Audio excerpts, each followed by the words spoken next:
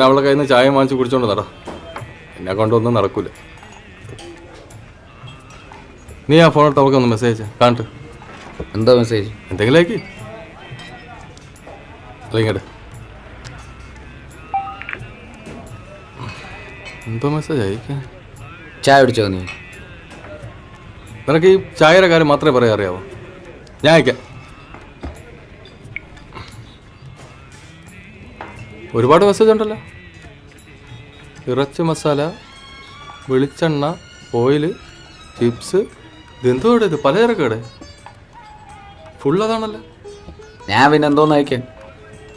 കേടാ അവൾ ഈ മെസ്സേജ് അയച്ചത് ഓക്കെ. അപ്പം നീ എന്ത് ചെയ്യണം?